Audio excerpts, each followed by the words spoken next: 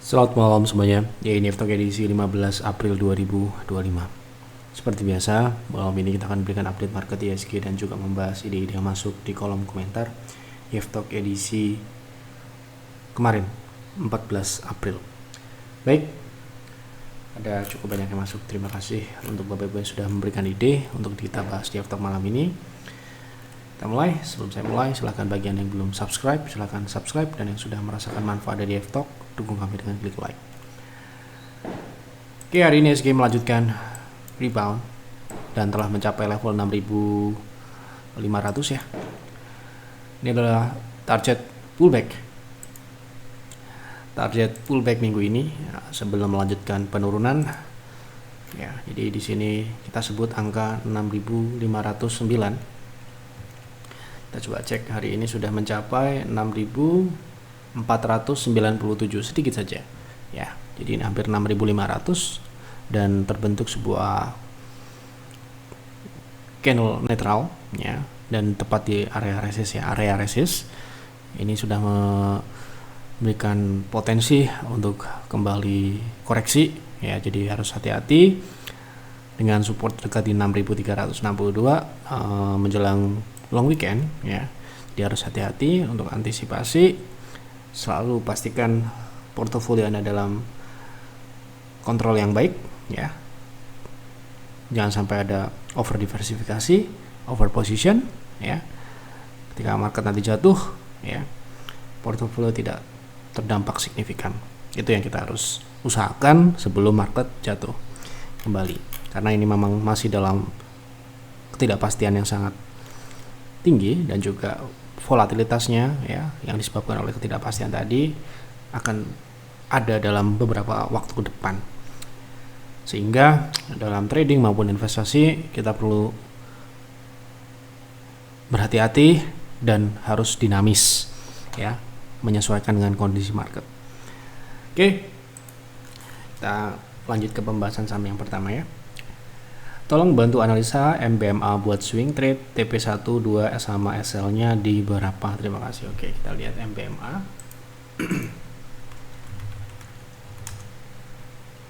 Oke, kita lihat dari MBMA saat ini potensi kenaikannya masih ada ya, ke gap 300. Harga sekarang di 278. Masih ada potensi upside sebesar 7%. Sampai dengan sepertinya di angka 15% dari 320-an ini ya. Jadi ini adalah target pullback ya. Pullback adalah koreksi di dalam tren turun. Lanjut ya. Jadi untuk TP1, TP2 kalau kita mau beli di harga saat ini, stop loss-nya Anda bisa pasang di secara teknikal memang agak besar ya. Di 7%-an di 258. Tetapi kalau Anda mau buy on weakness bisa di 270 ya. 270 itu agar risknya menjadi kurang dari 5%. Seperti itu. Tolong bahas saham DOID, apakah saat ini menarik untuk trading? Oke, untuk Delta Utama sekarang namanya Buma International Group. Oke, untuk DOID sekarang ini posisinya sudah mendekati resist target pullback. Potensi upside sementara ini hanya tersisa sekitar 3 sampai dengan 6%. Jadi untuk trading menurut saya kurang menarik secara upside. Jadi perlu ada koreksi terlebih dahulu di 394 dengan TP tadi ya di sekitar 420-an sampai dengan 430-an. Dengan stop loss ketat di 382 karena ini juga pullback ya, atau kenaikan koreksi di dalam tren turun. Bagi Pak mau tanya jangka menengah kira-kira kapan TP terbaik untuk PTRO apabila baru masuk hari ini di 2440. Oke. Untuk jangka menengah itu trend following ya. Kalau ketika kita mengacu pada strategi itu namanya trend following. Kita hanya trading di saham yang sedang uptrend. Tetapi kalau kita bicara swing trade, nah ini kan di sini kan mungkin jangka menengah ini nanti kita coba cek cocok atau tidak PTRO ini untuk trend following. Kira-kira karena saat ini sudah mencapai target turun yang kita pasang di inside ya. Jadi saham PTRO ini sudah atau belum diupdate, kita coba cek dulu ya.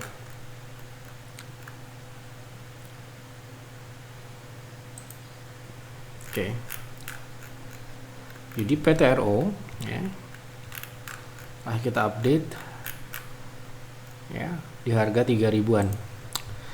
Dengan target turun di 2160 ya. Jadi sekarang ini adalah momentum untuk dia pullback ataupun rebound gitu ya. Nah, dari sini kita lihat bahwa saat ini pergerakannya di dalam tren turun ya. Tren turun ini berarti memberikan kesimpulan bahwa saham ini belum cocok untuk trend following atau trading yang sifatnya jangka menengah. Tetapi secara potensi kenaikan ya sepertinya masih terbatas ya. Kita harus lihat yang paling masuk akal gitu ya. Yang paling masuk akal dalam jangka pendek, bukan jangka menengah, karena ini saham ini pullback dalam jangka pendek. Pertama di 2.500, yang kedua best price itu di 2.890-an gitu ya. Itu best price ya, ingat ya best price itu apa ya gitu. Itu TP-nya untuk PTRO dalam jangka pendek ya. Jangka pendek itu kurang dari 30 hari atau 20 hari, kurang dari 1 bulan. Mohon bahas CNMA untuk swing, berapa TP dan SL-nya. Oke, berapa TP dan SL-nya. Oke, untuk kalau Anda beli harga saat ini ya, stop loss-nya di 110, 109. Untuk TP di gap resist 123 sampai dengan di 130. Itu adalah TP dan SL dari CNMA. Mohon insight breeze jangka pendek resist terdekat di berapa. Oke. BRIS. Oke, resist terdekat yang kita coba lihat di sini adalah yang sebelumnya adalah support yang cukup kuat ya. Ini sepertinya akan menjadi resist terdekat yang saat ini karena posisi BRIS sendiri sudah pullbacknya cukup tinggi ya. Jadi resist terdekat tepat di EMA juga, yaitu di 2600. Itu adalah resist terdekat dari BRIS. Lanjut ya. Malam hari ini JIHD sudah kena TP-nya. Apakah masih memungkinkan untuk naik lagi atau tunggu penurunan? Berapa TP dan SL-nya? Oke. Kalau sudah kena TP, apakah masih bisa naik? Ini sepertinya masih bisa ya. Kalau kita lihat dari historical, potensi kenaikannya ini bisa ke shadow 730 sampai dengan 870 itu TP selanjutnya. Kemudian untuk stop loss-nya Anda bisa pasang di 630 ke bawah. Seperti itu. Lanjut ya. BMRI di bawah 4K. 4K ini apa? 4 kali. Atau apa? Secara PI rasio di bawah 6,7. Oh, mungkin 4K ini adalah 4 kali ya. Di PI rasio yang sama, harga BRI berarti Anda bilang murah, seharusnya juga di bawah 2.660, jauh di bawah 3.800 ya. Mohon maaf sebelumnya terjadi kesalahpahaman ya, kami tidak menggunakan PI sebagai harga best price pada sebuah saham ya. Jadi kalau kita bicara PI ya, kita harus lihat secara historical juga. Sebuah saham itu PI yang idealnya di berapa, itu setiap saham memiliki deviasi dan sebagainya. Tetapi saya perlu klarifikasi, kami di F-Advisor maupun penyampaian kami di F-Talk ini tidak berpatokan pada sebuah satu indikator saja, itu PI. Kita berpedoman pada banyak hal ya, dari sisi fundamental secara umum dan juga teknikal. Jadi tidak hanya pada PI. Oh, kalau misalkan saham BRI PI-nya, Mandiri PI-nya 6,7 kali atau 4 kali, si BRI ini harus segini. Enggak seperti itu cara melihatnya. Ya, setiap saham punya historical sendiri yang kita bisa lihat ya. Kita lihat dari sisi historicalnya seperti apa gitu ya. Itu kalau kami ya. Mohon maaf mungkin Anda kurang sependapat ya. Anda boleh-boleh saja pakai patokan itu, tetapi sekali lagi kami tidak menggunakan itu dalam menentukan sebuah saham ini akan target terbaik untuk kita akumulasi gitu ya. Gitu. Kalau kita bicara target akumulasi untuk investasi, kepentingan kita adalah mencari profit ya, cari profit, di mana profit pada investasi ini dua, yaitu dividen dan juga capital gain. Ya, jadi kalau kita misalkan capital gain-nya mencukupi ya dan secara teknikal memang mendukung, ya kita sebut itu adalah sebuah area yang ideal untuk kita akumulasi atau best price area untuk kita akumulasi. Kira-kira seperti itu. Sore Pak ya, PANI saya lihat di weekly sudah crossing EMA 60 ke atas dan di daily MACD-nya menunjukkan uptrend. Apakah ini saat yang tepat untuk entry? Trend following, terima kasih sebelumnya. Kita perlu luruskan kembali bahwa trend following itu tidak semata-mata kita beli saham yang uptrend. Pada strategi trend following yang kami gunakan di Bulls Hunter, karakteristik dari sebuah harga saham, pergerakan pada sebuah harga saham itu kita pelajari ya.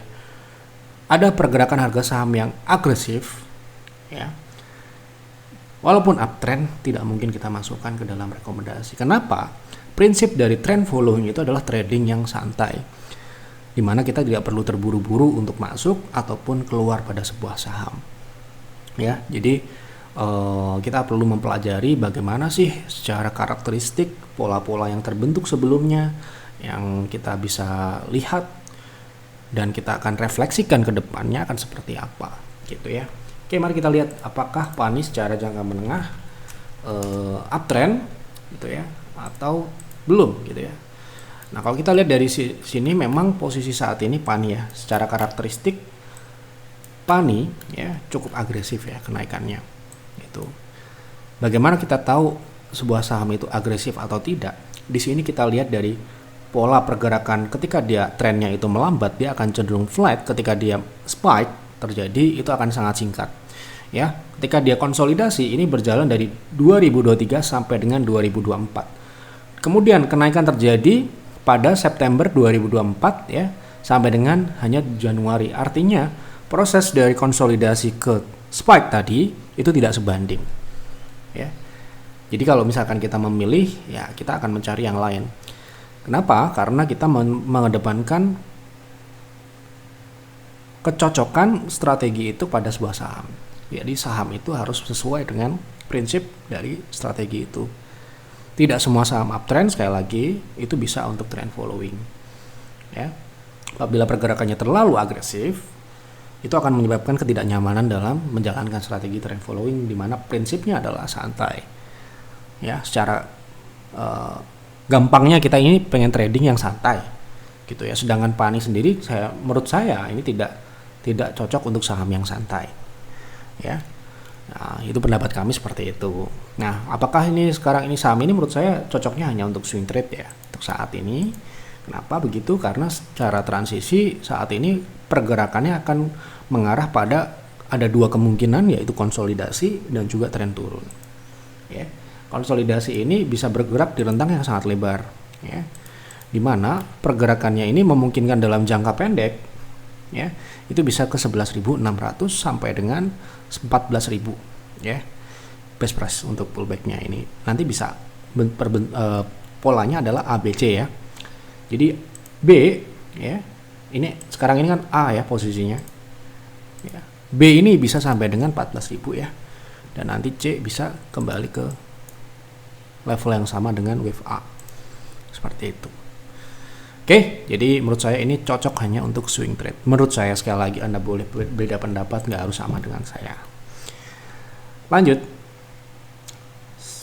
ASII untuk invest 1 sampai dengan 2 tahun masuk di angka berapa ya Pak? Terima kasih, sehat selalu Pak F. Kalau saya boleh menyarankan, di Astra sendiri menurut saya secara big caps ya, sekarang ini opsi dari investasi kita sangat banyak sekali ya. Banking kita sebutlah BRI, sebutlah kemarin kita sudah bahas Bank Mandiri, dekat-dekat dengan harga yang bagus gitu ya. Kalau Astra sendiri kenapa kita tidak rekomend sejak 2018 yang lalu? Karena memang secara pertumbuhan saham Astra ini berat ya untuk pertumbuhan. Gitu. Jadi kalau kita lihat Astra gitu ya, kita lihat dari fundamentalnya sendiri memang ini sudah cukup mature untuk kita invest. Ya. Saham ini flat sejak 2012-2015an ya. Hampir tidak pernah uptrend lagi. Flat, yang ini yang kita tidak sukai dalam berinvestasi. Tentu saja kita mengharapkan sebuah capital gain ya. Kenapa kok begitu? Karena ini secara size memang sangat besar untuk menciptakan pertumbuhan pada perusahaan sebesar Astra. Ini memang harus didukung oleh pertumbuhan ekonomi yang pesat juga gitu. Sedangkan kita dihadapkan pada stagnan, ya, pertumbuhan yang stagnan gitu. Banyak faktor ya tentu saja. Kalau menurut saya Astra ini ya tentu saja pelemahan komoditas. Yang pertama itu karena secara segmen bisnis mereka 40% dari situ. Kemudian secara segmen yang lainnya juga cukup besar adalah otomotif yang kemungkinan akan terdampak oleh perang dagang, ya. Ini akan menyebabkan pertumbuhan yang ada pada tahun 2021 setelah pandemi disebabkan oleh kenaikan harga komoditas saat itu, ya. Ini berpotensi mengalami penurunan di mana sekarang Anda lihat batu bara sudah di bawah 100 seperti yang kami prediksi pada November 2024. Kemudian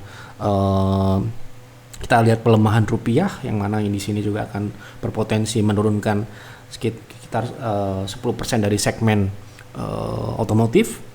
Jadi kita lihat dari situ, ya, menurut saya Astra bukanlah prioritas ya untuk kita akum, ya, saat ini. Mungkin kalau Anda melihat pembahasan-pembahasan terakhir bahwa kita bicara masalah batu bara, komoditas-komoditas, ya, kita dihadapkan pada potensi pelemahan komoditas ini karena memang adanya siklus yang turun. Siklus yang turun ini tidak bisa ditolak, ya. Siklus yang turun ini adalah sebuah bagian, ya, dari sebuah dinamika pasar di mana ada siklus naik dan siklus turun. Ketika terjadi siklus naik pun, ya, saya rasa kalau kita beli Astra, ya, kita sebutlah kita invest di 2020, kita bisa dapat di harga yang sangat bagus.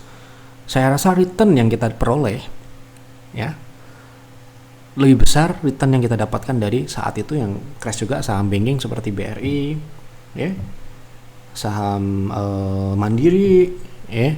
Kemudian kita juga ambil United Tractor di belasan 15 ke bawah. Itu jauh lebih menguntungkan daripada kita ambil saham ASI. Oke. Gitu. Nah, pada saat sekarang pun saya rasa secara potensi capital gain sangat terbatas. Ya, secara teknikal, ya. Secara teknikal, pergerakan dari Astra sendiri ini semakin menyempit. Ya, semakin menyempit ini artinya, ya, mengindikasikan bahwa potensi return dari capital gain ini akan mengecil. Ya. Mungkin di harga saat ini bisa aja kita profit di angka 5.700, tetapi resiko yang akan terkandung pada saham ini jika dia breakdown 4.400, saham Astra bisa balik ke bawah 3.000. Ya, bahkan di bawah 3.000. Kita nggak nakut-nakutin seperti yang kita sampaikan beberapa tahun yang lalu terkait saham-saham yang mungkin turunnya cukup dalam sekali, ya. Nah, kita sampaikan apa adanya, ya, seperti INKP, TKIM, kemudian saham-saham grup karya, emiten karya, BUMN, gitu, ya. Saham ini bisa aja seperti itu apabila memang pertumbuhan ekonomi kita tidak mendukung untuk terjadinya pertumbuhan pada perusahaan yang sekelas sebesar Astra, gitu, ya. Oke, gitu ya kira-kira. Sementara ini kalau Anda mau masuk, ya mungkin harga-harga saat ini kita harus menjaga ekspektasi, ya. Jadi kalau kita menjaga ekspektasi itu returnnya ya nggak besar-besar amat, gitu, ya, cuma belasan persen. Sedangkan kalau kita sebutlah saham banking, ya, BRI, gitu, ya, kalau kita dapat di harga katakanlah di 3.300, 3.400, dividen kita bisa setara dengan capital gain yang diberikan oleh Astra, ya, gitu. Sekali lagi ini opini saya, ya, jadi Anda boleh berpendapat yang lain. Ketika kita berinvestasi tentu saja kita akan mencari mana yang terbaik, ya, karena duit yang terbatas, ya, kecuali Anda duitnya tidak terbatas, Anda bisa beli apa saja tanpa harus Anda manage, ya, gitu. Kalau kita berinvestasi dengan keterbatasan dana seperti saya misalkan, ya, tentu saja kita harus memilih sebaik mungkin mana saja yang bisa kita pilih. Itu pun kita harus melakukan studi komparatif untuk menemukan mungkin 1 atau sampai dengan maksimal 4 saham untuk portofolio individual gitu ya. Kira-kira seperti itu advice yang saya bisa sampaikan untuk Astra ya. Oke. Untuk 1 sampai dengan 2 tahun ke depan ya, saya rasa selama Donald Trump masih menjadi presiden ya, kemungkinan besar masih sama ya, seperti yang terjadi pada periode pertama dulu. Malam Pak, saya suka sekali channel ini, banyak pelajaran yang bisa diambil. Terima kasih sudah menonton. Pak, tolong bahas saham LABA untuk trading, apakah sudah termasuk uptrend? Terima kasih banyak. Oke, kita lihat tren dari saham LABA. Oke. Untuk jangka pendek masih downtrend ya, masih downtrend, dan kenaikan yang terjadi hari ini merupakan pullback seperti yang terjadi sebelum-sebelumnya. Jadi belum uptrend seperti itu. Apa ini? Film tanda tanya pengganti bumi, apa ini? Maksudnya saya tidak paham, mohon maaf. Terima kasih Pak F, sama-sama. Mohon insight saham SMRA dong Pak. Terima kasih. Insight apa? Untuk trading, untuk investasi, silahkan diberikan keterangan dan penjelasan. Kemarin beberapa hari yang lalu kita bahas ya terkait untuk trading kalau tidak salah, atau invest juga kita pernah sudah bahas. Anda bisa cari di Telegram Yev Advisor, cari aja saham SMRA, nanti ketemu ya. Nanti pasti ketemu pembahasan terakhir ya terkait SMRA ya. Kemarin kita bahas tanggal 14, kita sudah bahas tentang apa, tentang trading investasi, silahkan Anda cek. Kemudian 10 April kita juga bahas gitu ya. Tapi untuk next Anda bisa, untuk konsultasi ke depan Anda bisa sampaikan lebih spesifik ya, insight apa yang Anda inginkan, jangka pendek, jangka menengah, jangka panjang gitu ya, supaya kita bisa jawab sesuai dengan apa yang Anda harapkan. Jangan sampai kita yang tanya kita juga nggak tahu gitu, yang mau ditanyakan apa, cuma iseng tanya gitu. Yang kita nggak mau adalah iseng tanya. Ini yang mohon maaf ya, bukannya gimana-gimana, kita berusaha memberikan yang terbaik, kita juga ingin yang bertanya itu ya sebaik-baiknya gitu ya. Bertanya memang niat ingin bertanya dan ingin ada rencana untuk mungkin investasi atau trading. Jangan sampai Anda cuma iseng bertanya gitu ya. Itu ibarat ngerjain orang gitu ya. Itu saja yang dapat saya sampaikan ya. Kita mencoba untuk menjadi yang terbaik untuk Bapak Ibu penonton, memberikan yang terbaik apa adanya, sejujurnya apa yang kami lihat. Nanti apabila itu benar ya alhamdulillah, nggak benar ya mohon maaf sekali, karena ini sifatnya adalah prediksi dan opini pribadi. Anda bisa olah lagi informasi yang ada, jangan ditelan mentah-mentah apa yang saya sampaikan di F-Talk. Itu saja yang dapat saya sampaikan. Terima kasih, selamat malam dan selamat beristirahat.